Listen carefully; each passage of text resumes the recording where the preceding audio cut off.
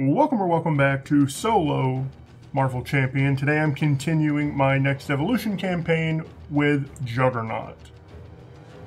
Now I'm going to skip the lengthy setup explanation that I did in the previous video. The main things are we're going to attach the helmet to Juggernaut. We're going to put Hope Summers into play. We are going to flip, and this gains 1.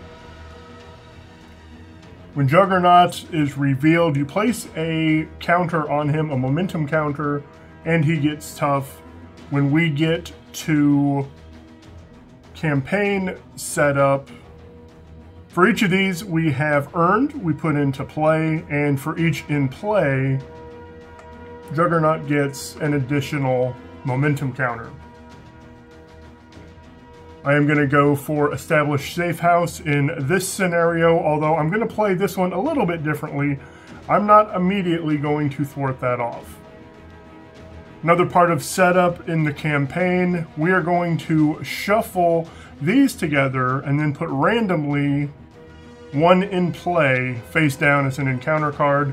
And when I shuffle the other one in, I'm going to go ahead and shuffle Captive Hope in, which comes in with Hope Summers. So let's randomize these. I'm going to do this and then also roll a d6 to see which one goes in. So it'll be 1, 2, 3, 4, 5, 6. This one will stay in as a face down encounter card. I'm not looking, oh, that's not the one I want there. I'm not looking at the one I'm shuffling in. So now this scenario is set up. This technically would have happened last, but there isn't anything that comes out of the deck, so I just went ahead and put the associated encounter card in. Now, something I talked about in a video I haven't released yet and might not, I actually think I need to re-record that video, is what I call mulligan priority. Against Juggernaut, always, and against Crossbones to an extent because of his experimental weapons, when I mulligan, I'm not necessarily looking for the best cards to play for this turn. I'm looking for 3 of the same resources so I can flip his helmet and expose him. I'm going to expose him for a number of reasons. Number 1, he's going to lose all of his momentum counters. Number 2, he is no longer going to be stalwart or have overkill. Those are both super important because I, if you've noticed in other videos, like to block with allies. Number 3, Hope is going to deal a little bit more damage, as is any ally with that mental resource. So number 1 priority is to expose him. After exposing him, I want my setup pieces. I want a resource generator if I can get it. So there's a speed of light which can be Sorcerer Supreme. I can definitely mulligan because I can't play it anyway, and Mission Prep is going to bring it in. Doing that is also going to use up my Speed of Light and Ever Vigilant. I could go the other way and use these, but I don't necessarily want to do that either, so it is a tough choice. Ready to Rumble is also really good. So what I'm going to do right now,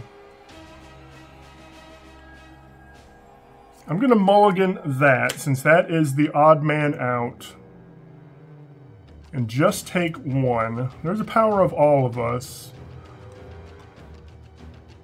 Okay.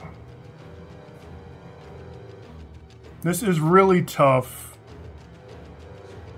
because I won't be able to play, well, with this I'll be able to play Ever Vigilant. So if I mulligan these, I'm just losing a speed of light. I will also need to get Sorcerer Supreme in the discard pile, though, because I can't play it and Mission Prepped won't find it in my hand.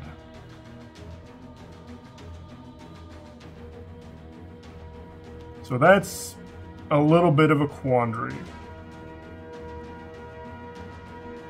So I almost have to go mental, and then I'll still be able to play Ever Vigilant.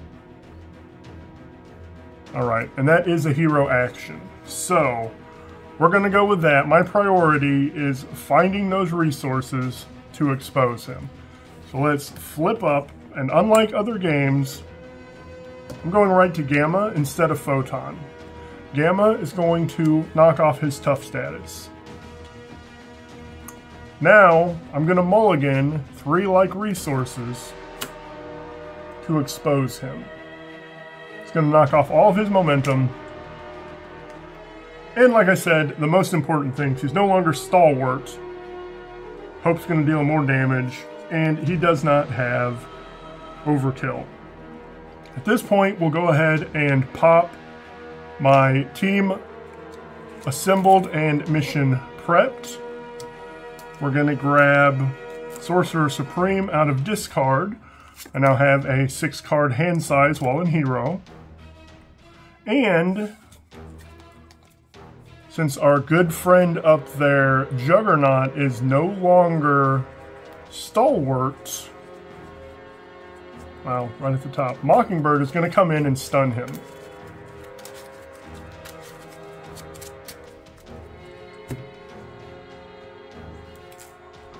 Now, I could actually hold on to my Ever Vigilant, which also allows me to hold on to Gamma Blast and this other ready if I use Mockingbird to clear that off. I'm not going to make that decision just yet. The main thing is I can attack for 3, and Hope can attack for 3, but because he's exposed, he deals an additional. So she's attacking for 4. So he's down to 11.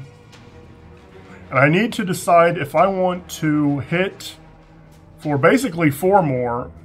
She's going to ready, and Mockingbird can hit him for 1. Or if I just use Mockingbird to clear that so that I can hold on to my Gamma Blast. Having this stun actually affords me a little bit more time, so I am just going to knock this off.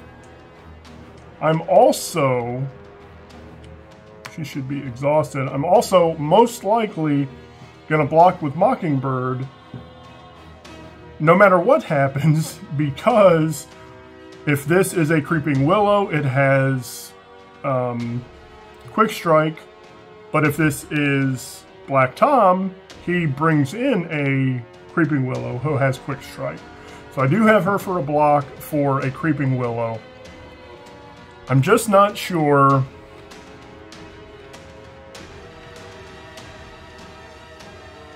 if that's the right move. Yeah, I'm going to go ahead and do that. 11 is a good place. I can Gamma Blast next time and potentially Gamma Blast through, well, not potentially, definitely Gamma Blast through a Creeping Willow, which has guard. So I'm going to keep those. Now I get to draw 3 since I have Sorcerer Supreme. It's good to see Speed of Light back. I like that Ironheart as well. That's another free block. If one goes on the main, he cannot attack me. I get 2 encounter cards. Now I really hope that I get a Creeping Willow here, the one that was already down, instead of Black Tom. I did get a Creeping Willow. He is going to Quick Strike, and I have all the readies I want. I'm going to defend there so that I don't have to stun my character. I then get this, which is Hinder 2. Creeping Willow gains Surge. So I definitely want to get rid of that because I don't want I don't want that extra surge when they come out. I also need to defeat that one.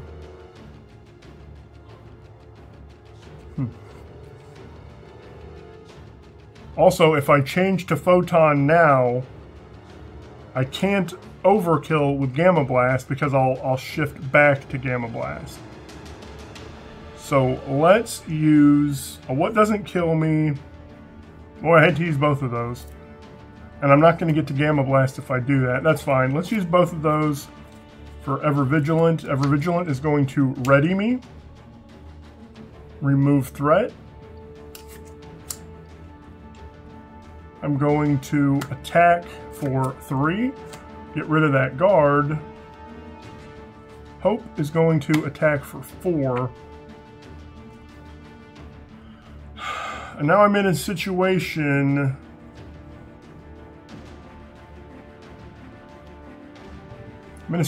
where I might not actually have her attack for 4. I'm going to hold off on that. I'm going to do Speed of Light. Move me to Photon and draw a card. Drew another Speed of Light, which is actually really handy. When I move to Photon, I remove 1. Hope now has a thwart of 3, and she can get rid of that, which also gets rid of that hazard icon, which is probably the better thing to do. I am going to flip back to Gamma. Let's hope that's going to ping for 1.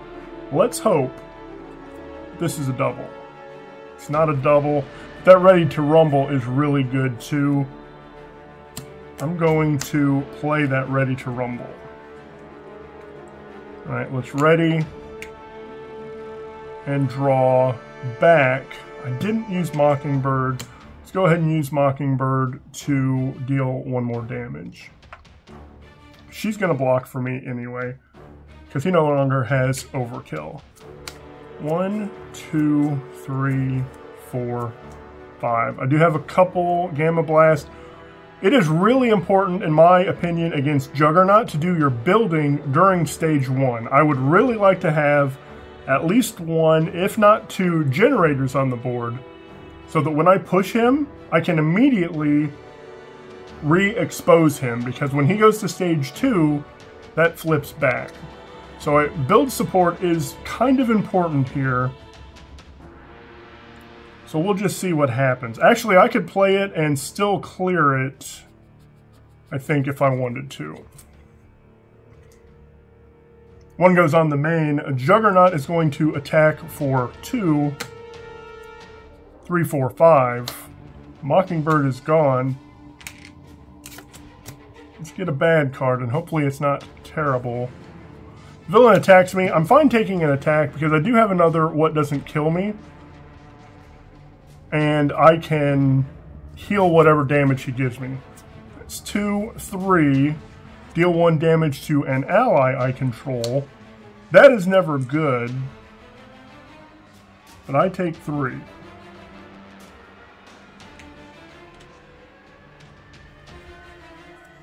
So, I also might go down and let him scheme. Because I can come up and push. He would already be, you know, flipped back to unexposed. So I might deal 3 and 3. And then go down.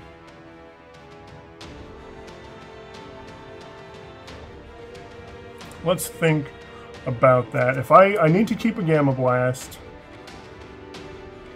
I can pay a Gamma Blast for build support and go clear it right now if I wanted to. This is going to be an interesting turn because I could knock him out right now. If I knock him out right now, I do have the resources to re-expose him.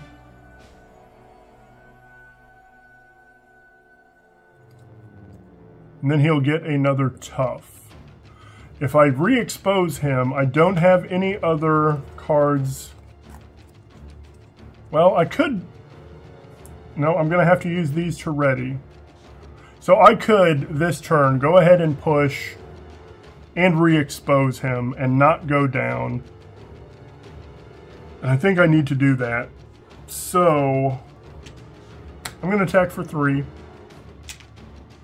Hope is going to attack for 4. She doesn't take consequential. I'm going to use physical to heal 2 and ready and attack for 3. When he flips, he has 21 health. I have to place a momentum counter on him. If he was exposed, flip him. He now again has all of those wicked traits I don't like, so I'm going to go ahead and spend 3 mental to expose him. Now I'm at full health, so I'm not worried about taking a hit from him. One thing I do need to do is make sure I can take that off, finish that side scheme, so that I have my safe house in the next scenario. 6 cards because of Sorcerer Supreme. Got a double, I've got an Ever Vigilant, which means I can do 10 damage to him. I have a Photon Speed, which means I can clear that. And then get stuck, unfortunately, in Photon. So we have to tread carefully here. 1 goes on the main. He's going to attack me for 3, 4, 5, 6. It's a little bit of pain. And the villain attacks me again. I'm going to defend 1. That's 3, 4, 5. Woo! If I didn't defend, that would have knocked me out. I have 1. So, this actually makes this play especially good. And if I'm going to go down, it might not be terrible. Especially with the Professor X, because I can... Yeah, I might have to do all of that instead of what I actually want to do on this turn. So I may end up only dealing damage with Hope this turn. Let's do a double for Photon Speed. Photon Speed changes me to Photon, removes 4. That is going to... did I just put that? I didn't put it anywhere. That puts this here. I'm not going to pop it just yet. And then I'm going to play 3 for Professor X. He is going to, before I switched form, Hope attacked for 4. Back that up just a little bit, because now she wouldn't be attacking for 4. Then I went to Photon, etc., etc. Professor X comes in. He's going to confuse Juggernaut since he is exposed and thwart this off. I'm going to go ahead and pop my established safe house, put that into play so that when I flip down, I can go ahead and heal 2. Then depending on what I draw, I may end up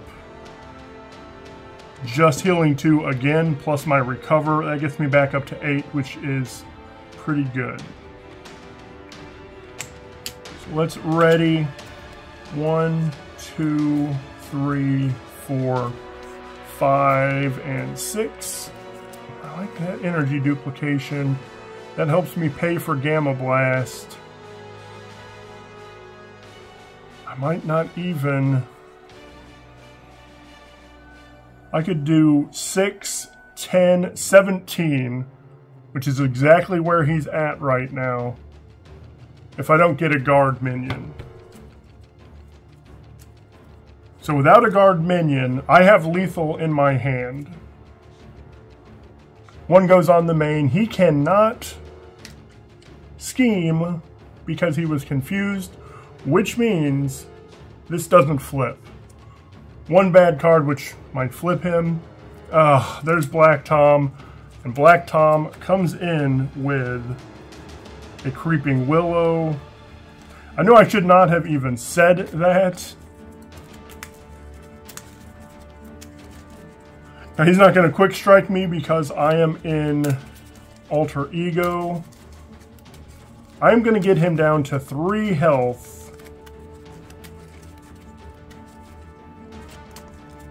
Okay. I do have a Ready to Rumble, so I can still recover. It gets me to 6. I'm going to use this. I know I don't have to exhaust that, but I'm going to use that to gain 2 rather than drawing an additional card. I'm going to flip up to Gamma. I am exhausted from recovery, but Ready to Rumble will ready me. I am going to use this 1 damage on Juggernaut. I'm going to attack that Creeping Willow for 3. I'm going to use Ever Vigilant to ready and remove 2. I'm going to attack for 3. Professor is gone. Hope is going to attack for 4. That's 1, 2, 3, 4. And now the question is, do I just overkill Black Tom Cassidy because he has Villainous? I don't necessarily want him attacking me either. That takes Juggernaut down to 8, which may not be enough. I mean, I'll attack for 7, and if I can get a ready 8. So I think that's what I have to do. I need to overkill Tom. I'm going to deal 7. Since I was in Gamma form, it gains overkill. So 6 to him, 1 Juggernaut. Black Tom coming up right there was the worst thing. I absolutely could have finished this scenario if Black Tom hadn't come up. Draw 6. Pulsar may be good if I can also draw... And I didn't. I was going to say if I can also draw a Speed of Light. 1 goes on. I might need to Pulsar Shield this anyway, but that also affects her attack. I'm just going to take this attack. He's attacking for 3, 4, 5, 6 again. Well, he hits hard. And draw a card. Oh, Shadow of the Past may not be terrible. Going to Pulsar. No, I didn't go to Pulsar. I'm going to get 3, 7, and Starhawk is going to be able to finish it for me. Because thankfully, I'm going to go ahead and put this 2 over here. Thankfully, Radioactive Man is not a guard. That's why I didn't go to Pulsar, because I wanted to be in Gamma. Because I can attack for 3. 1, 2, 3. Hope can attack for 4. Taking him down to 1. I'll go ahead and play Starhawk, who can attack for 2.